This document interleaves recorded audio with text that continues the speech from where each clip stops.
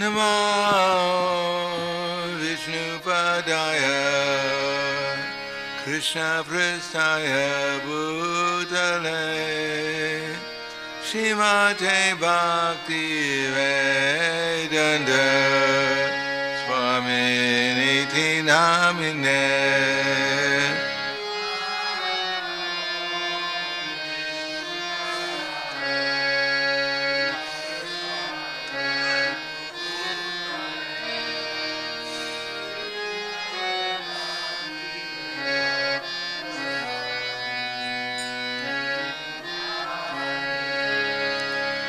Namaste Saraswati Deve Kauravani Pracharine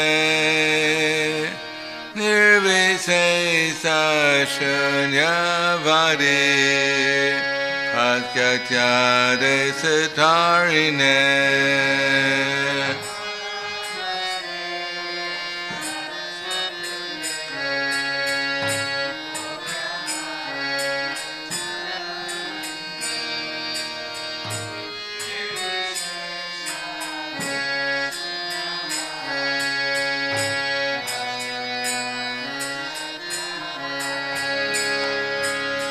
Shri Krishna Chaitanya Prabhu Nityananda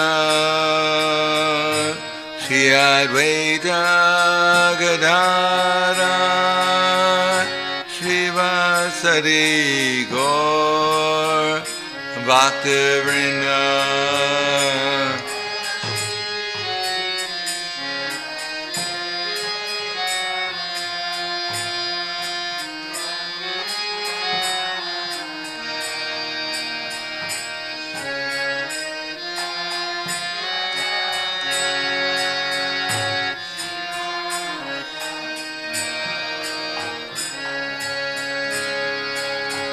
Jaya Shri Krishna Chaitanya Prabhu Nityananda Shri Advaita Gadadhara Shri Vasari Gaur Bhaktivinoda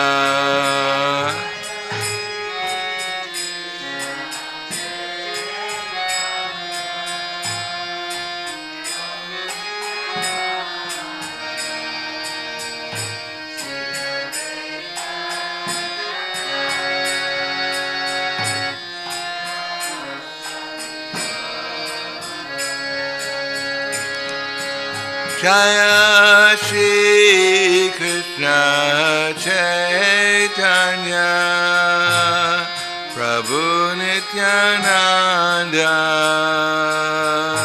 Shri Advaita Gadadhara Shri Vasari Gaur Bhaktivinoda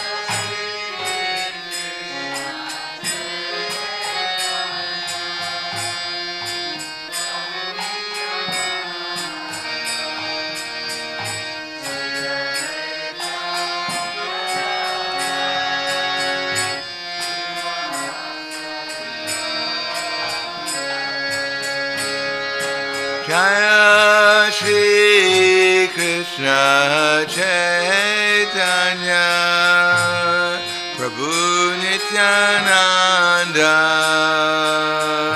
Shri Advaita Gadadhara Shri Vasari Gaur Bhaktivinoda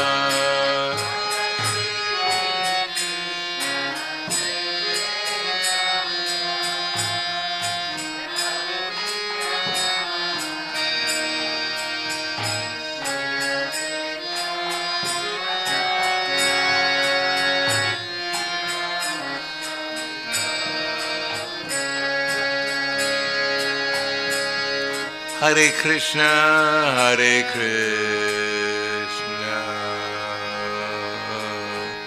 Krishna Krishna, Hare Hare, hare-rama, hare-rama, rama-rama, hare-hare.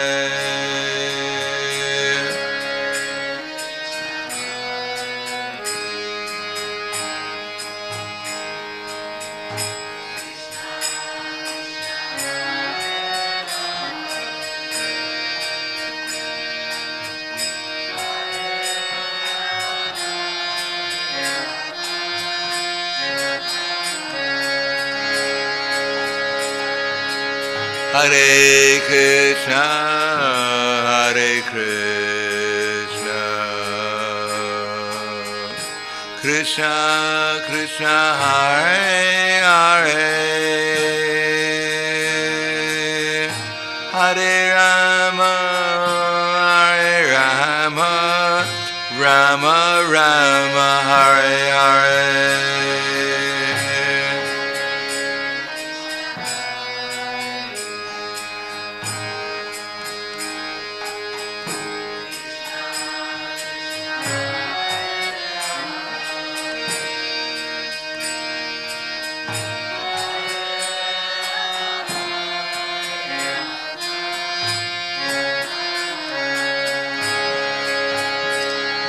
Hare Krišna, Hare Krišna,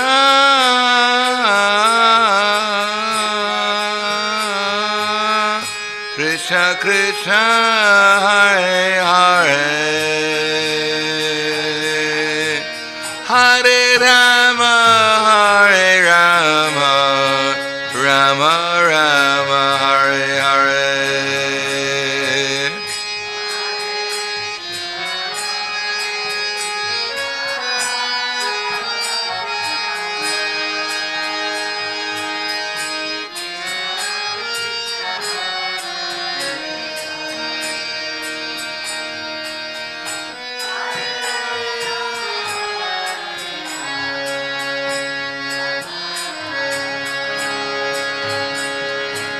Hare Krišna, Hare Krišna,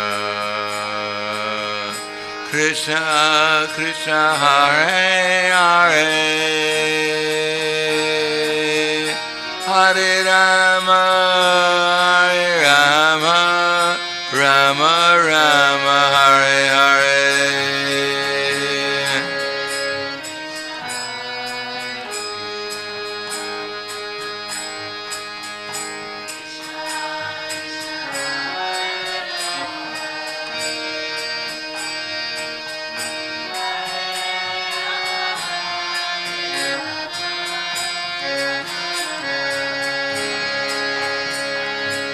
Hare Krišna, Hare Krišna, Krišna Krišna, Hare Hare, Hare Rama, Hare Rama, Rama Rama, Hare Hare.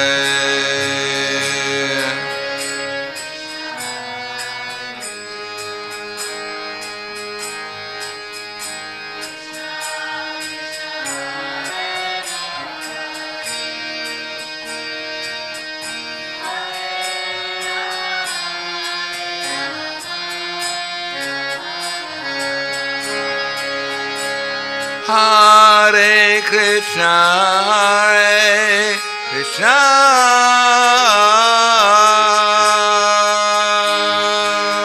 Krišna Krišna, Hare Hare, Hare Rama, Hare Rama, Rama Rama, Hare Hare.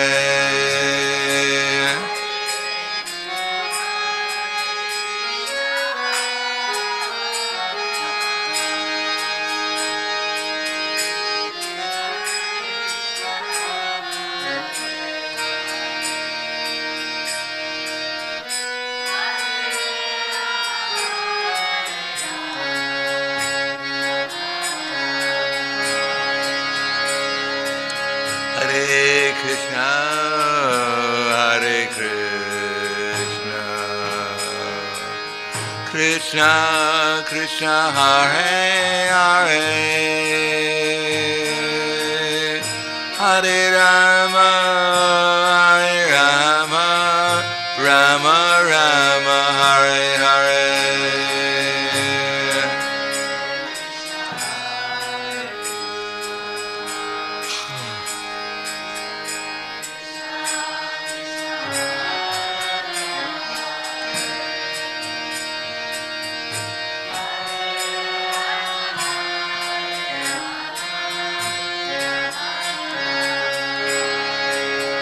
Hare Krishna, Hare Krishna,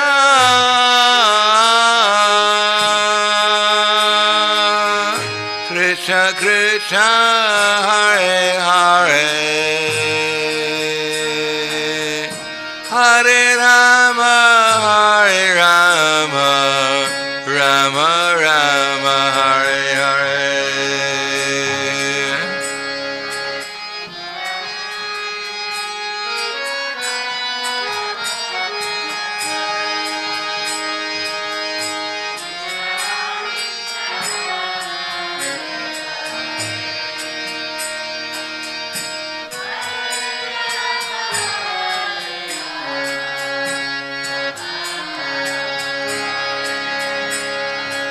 Hare Krishna, Hare Krishna,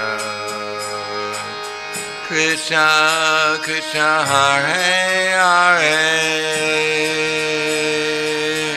Hare Rama, Hare Rama, Rama Rama, Hare Hare.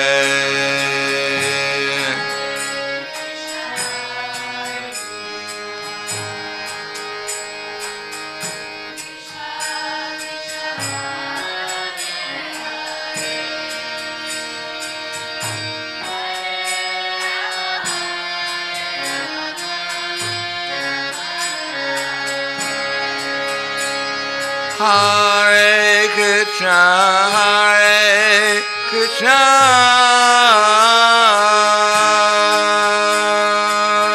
Krishna Krishna, Hare Hare, Hare Rama, Hare Rama, Rama Rama, Hare Hare.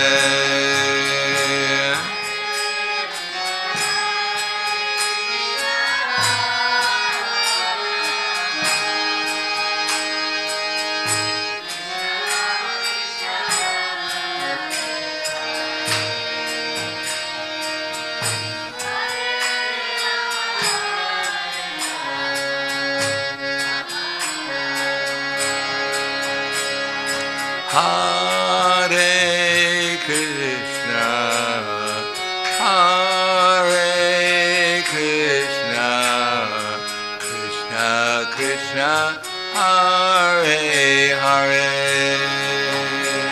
Hare Rama, Hare Rama, Rama Rama, Hare Hare.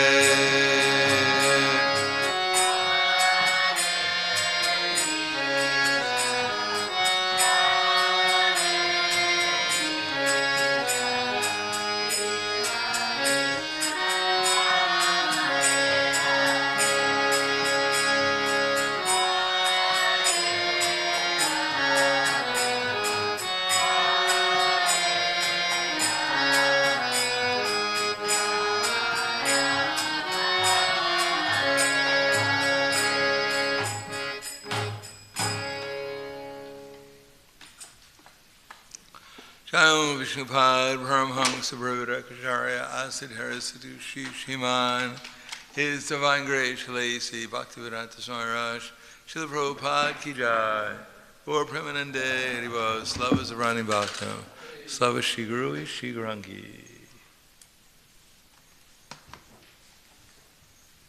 Om Agana Dvinandasya Gananjana Salakaya Chaksur Militam Yena Tasmai Shri Gurave Namaha Shri Chaitanya Manobhishtam Stapitam Yena Bhutale Swayam Rupa Kadamayam Tadati Swapadantikam Vandeham Shri Guru Shri Yuta Parakamalam Shri Gurum Vaishnavam Scha Shri Rupam Sagridatam Sahagana Raghunatam Vitam Tam Sajivam Sarvaitam Savadutam Vrijana Saitam Krishna Chaitanya Devam Shri Radha Krishna Padan Sahagana Lalita Shiva Sakan Vitam Sha Hey Krishna Karna Sindho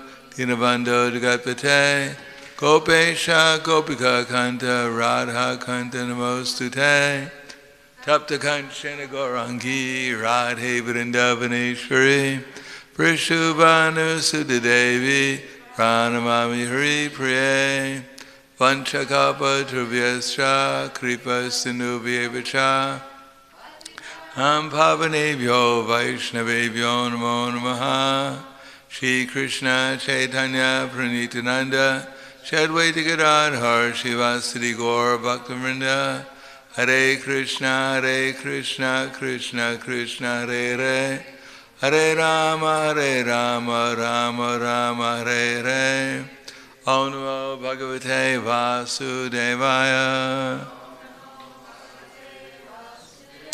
Om Namo Bhagavate Vasudevaya Om Namo Bhagavate Vasudevaya. Bhagavad Gita as it is, chapter 15, the Yoga of the Supreme Person, text number 1. Shri Bhagavan Uvacha Ordvamalam Adakshakam Ashvatam Prahur Avyayam Shidamsi Yasya Parnani Yastam Veda Savedavid Shri Bhagavan Uvacha Ordvamalam Adakshakam Ashvatam Prahur Avyayam Chidamsi Yasya Parnani Yastvam Veda Savedavid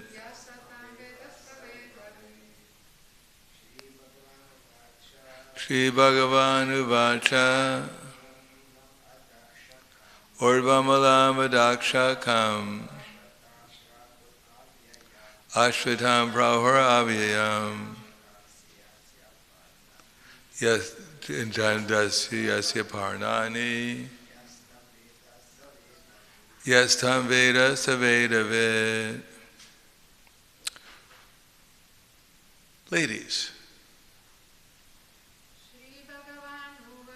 Shri Bhagavan Uvacha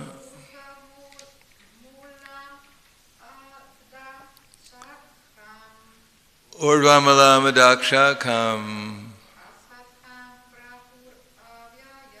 Ashvatam Prahur Avyayam Chamdasi Yasya Parnani Yastvam Veda Savedavit. Shri Bhagavan Uvacha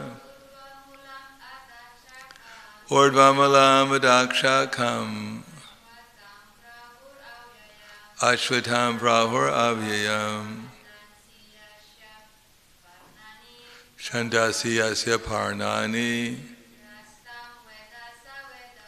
Yastvam Veda Savedavid. Shri Bhagavan Uvacha. The Supreme Personality of Godhead said, Ordva Mulam, with the roots above, Adaha, downward, Shakam, branches, Ashvatam, a banyan tree, Prahu is said, Avyayam eternal. Chandamsi, the Vedic hymns. Yasya, of which. Parnani, the leaves. Ya, anyone who. Tam, that. Veda, knows. Saha, he. Vedavit, the knower of the Vedas. Translation and purport by His Divine Grace, A.C. Bhaktivedanta Swami Srila Prabhupada. The Supreme Personality of Godhead said, it is said that there is an imperishable banyan tree that has its roots upward and its branches down, and whose leaves are the Vedic hymns. One who knows this tree is the knower of the Vedas. Please repeat. The Supreme Personality of Godhead said. You don't seem very convinced. Let's try that again.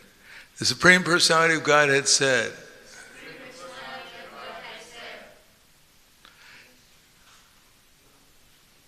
It is said that there is an imperishable banyan tree that has its roots upward and its branches down, and whose leaves are the Vedic hymns. One who knows this tree is the knower of the Vedas. Srila Prabhupada's purport. After the discussion of the importance of bhakti-yoga, one may question, what about the Vedas?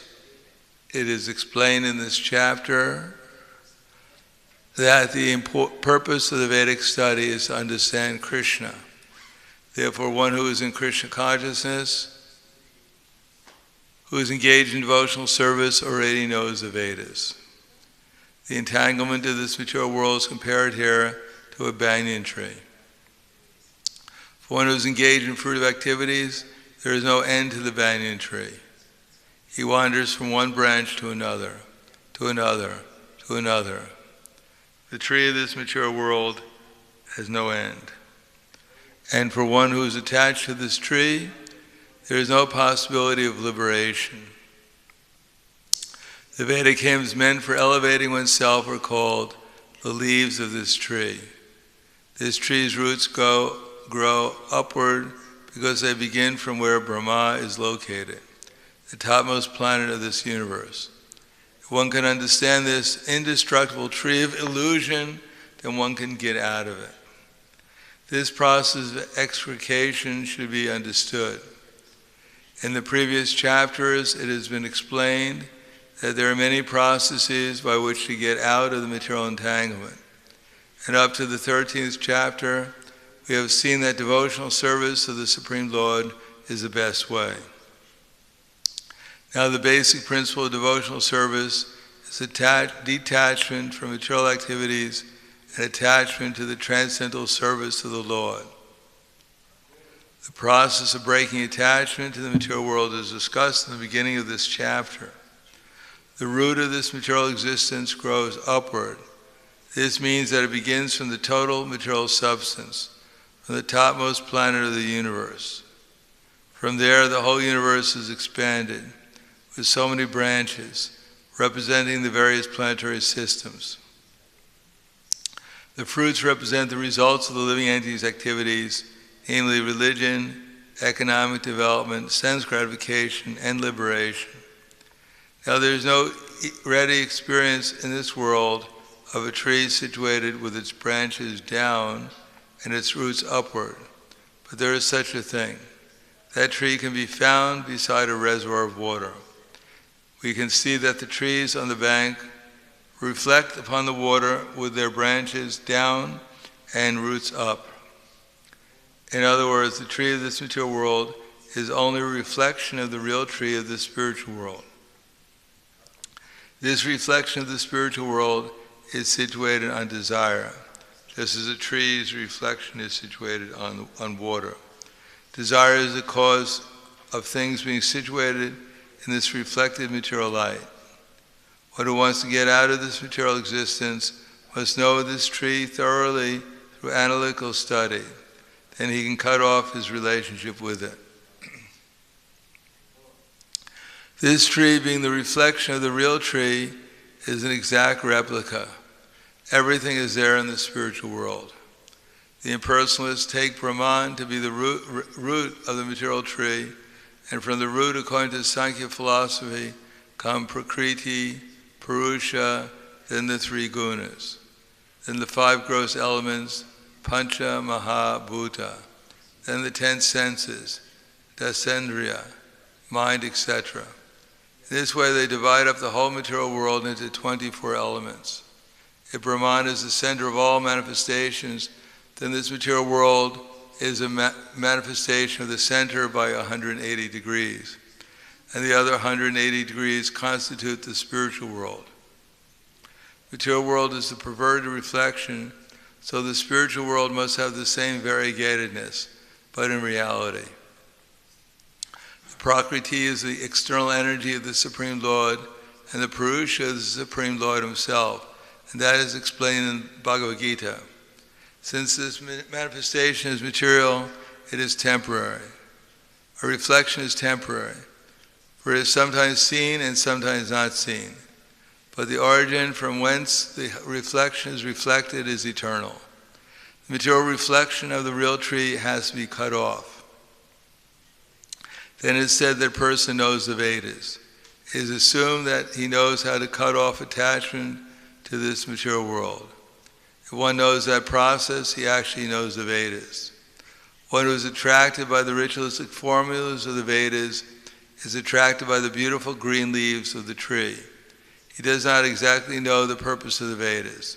The purpose of the Vedas is disclosed by the personality of God himself, is to cut down this reflected tree and attain the real tree of the spiritual world.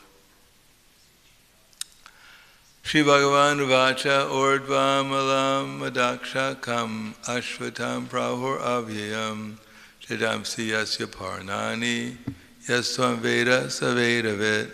Supreme Personality of Godhead said, it is said that there is an imperishable banyan tree that has its roots upward and its branches down, and whose leaves are the Vedic hymns.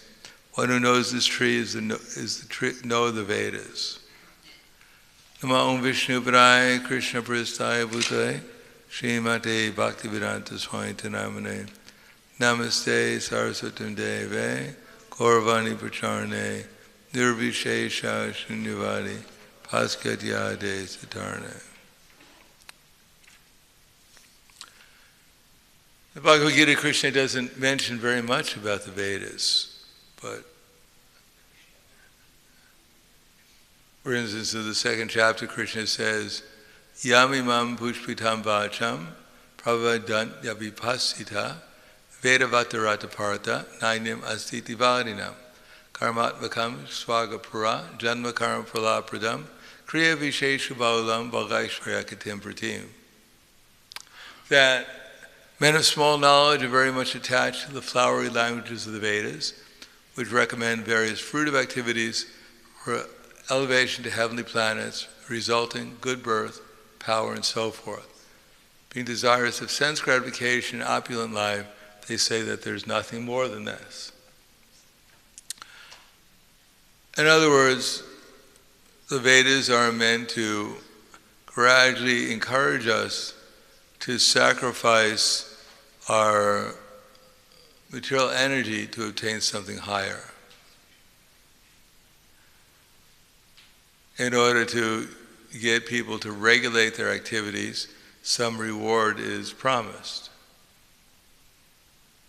For instance, in the Vedas, they tell you that if you want to eat a goat, then you should go up to a mountain or a hill on a dark moon night when there's no moon, and you should whisper in the goat's ear, "My dear goat, now I'm going to cut your throat. But don't worry, because soon or in the future I'll become a goat and you can cut my throat."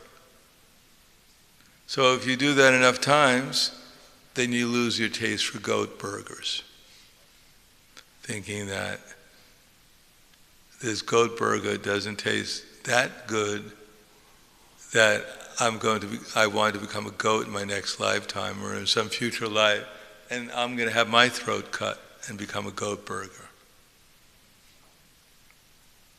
So the Vedas offer results for following their instructions only so far as it encourages people to become obedient. As I said the other day, it's just like a child. When you want him to take medicine, you offer him some reward. If you take the medicine, then I'll give you a lollipop. But after he takes the medicine, he says, "Where's the lollipop?" "Oh, lollipops are very expensive. Don't have a lollipop. Maybe tomorrow." So the Vedas offer it, but they actually give results. If you follow the Vedas, you can actually get some result, but you have to do the sacrifice. And by doing the sacrifice, hopefully, gradually you regulate your activities so you lose the taste for the result. Because after all, material nature is only a combination of the 5 gross and 3 subtle elements in different ways. Although it looks promising, but basically speaking, punak punas charvita charvananam, it's always giving us the same result. But Krishna consciousness, on the other hand, is nitya nava nava nava yovana. It's always fresh. And so if one can come to the platform of Krishna consciousness as a result of following the Vedic literature, as a result of following Krishna, if one becomes subservient to Krishna, and then Krishna reveals himself, then one gets the higher taste, and then one becomes detached from all the allurements of the Vedas. Therefore, in the Bhagavatam, there's so many stories about the heavenly planets.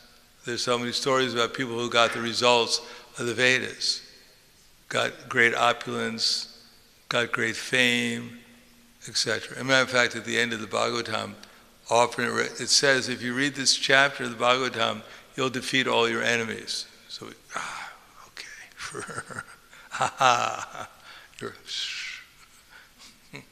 it's finished. I'm finished with the chapter and you're finished. So people are encouraged to read the Bhagavatam, and at the end they say, well, okay, maybe let my enemy live for another couple of days. One becomes a little purified. Just like Dhruva Maharaj, he followed Narada Muni's advice because he wanted to get a kingdom greater than that of his great-grandfather. So he went great austerity.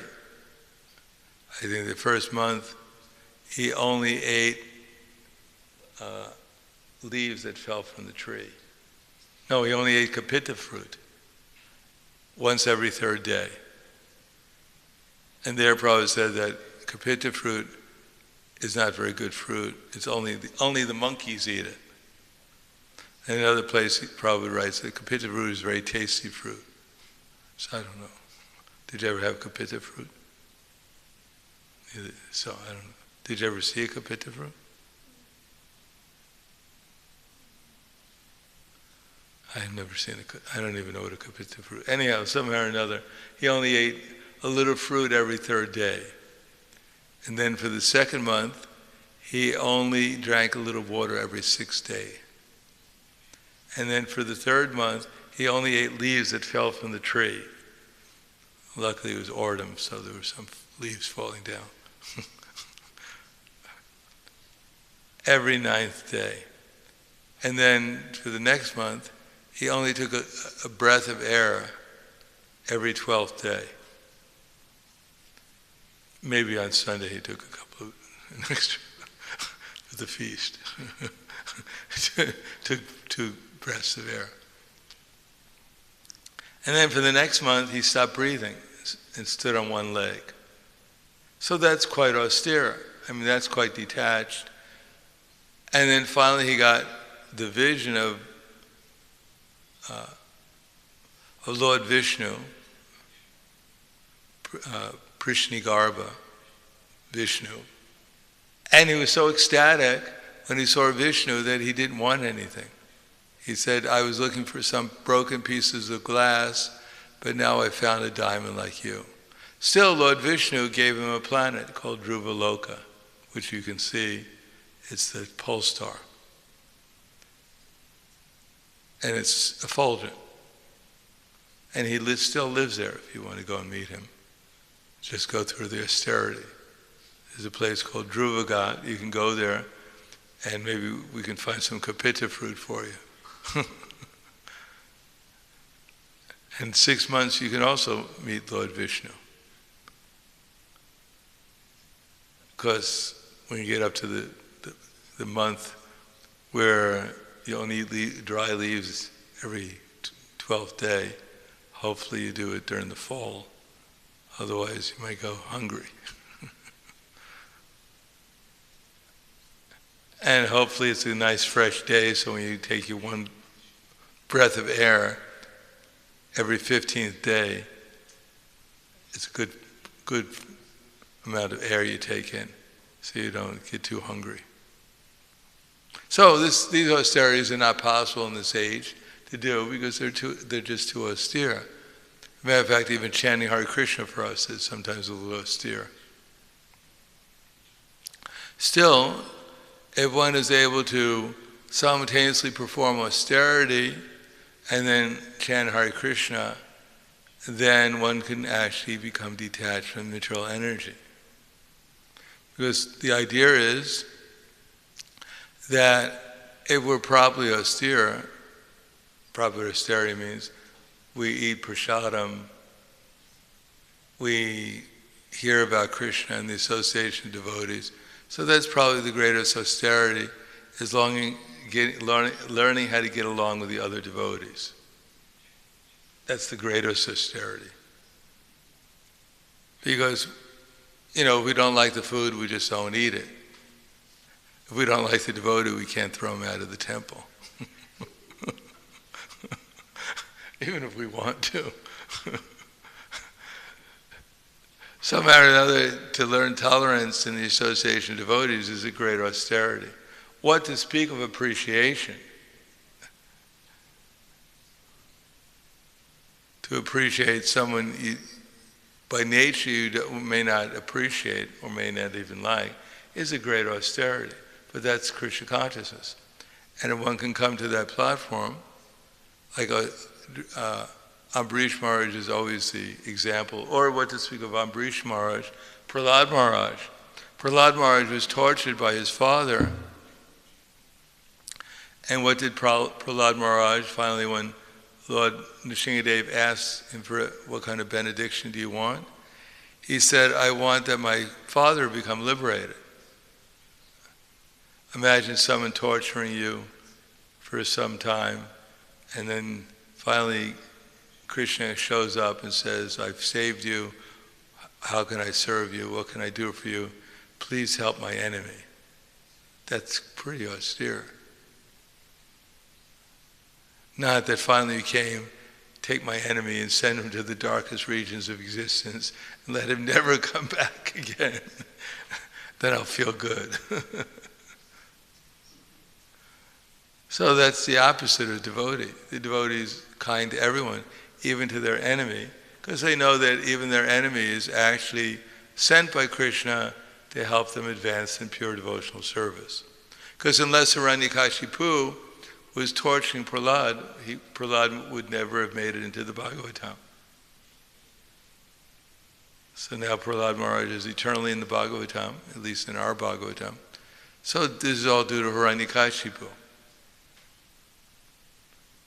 Because most of us, that type of friend we don't really need. We wouldn't really care if we made it into the Bhagavatam. But anyhow, Hiranyakashipu was also an eternal servant of Krishna, coming from the spiritual world, and he had a mission, and Prahlad Maharaj was part of that mission, and Hiranyakashipu helped glorify Prahlad Maharaj. So when a devotee is put into difficulty, and he's able to tolerate that difficulty and go on with his Krishna consciousness, then he becomes the most glorified. So, in the material world, everyone wants a comfortable position, everyone wants happy, everyone wants peaceful life. And in the Bhagavatam, all of Krishna's devotees, I don't think any of them ever had a peaceful life. It's just one problem after another. Whether it's even the Pandavas, Prahlad Maharaj, Dhruva Maharaj, everyone had to go through some problems, but at the end when they got Krishna, it was all worth it. And here in the material world, everyone is going through problems, and when they get the result, whatever it is, ultimately they get tired of it, and then they lose it, and then they lament. They're never satisfied, and at the end they're still unhappy. If you get all the money and all the fame and everything else in the material world that everyone is looking for, then if ultimately one has to lose it, and when one loses it, that's more painful than if you didn't have it. If at the time of leaving your body you don't have anything, there's nothing to lament about. But if you worked your whole life, you accumulated a fortune, you got great fame and power and everything, and then finally when you got everything, you lost it, then it's quite disturbing. Therefore, in the material world, although everyone is looking for material advancement, but actually material advancement is not really necessarily such a great benediction. Because at the end of life, if one is attached to such things, then one has to come back and get the result of that attachment.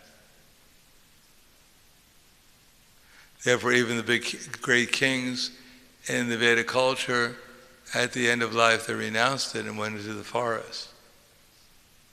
Because here we also go into the forest, Timley Park. But that's not because we're great kings. Nor do we stay there. Could you imagine having to live in Tivoli Park? Tivoli Park, is that it? What's the name of the park? Tivoli Park. Imagine having to live there now. You say, well, I think my devotional service is advanced enough. I think I'm going to live in Tivoli Park. And only eat the leaves from the trees there every third day.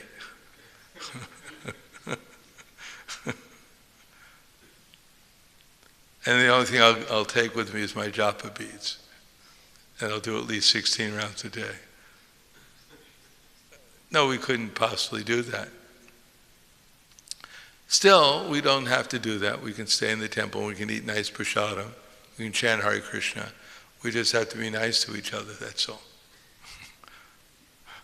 Maybe it's easier to go to Tivoli Park.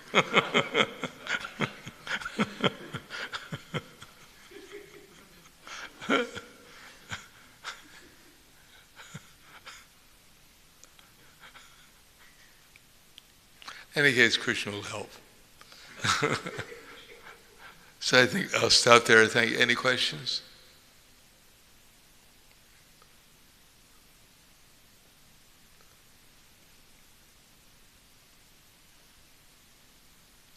Moment of silence.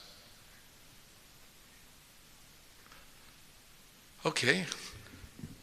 Kuala Granth Raj Srimad Bhagavad Gita Ki Jai, Srila Prabhupada Ki Jai, Gaur Premanande.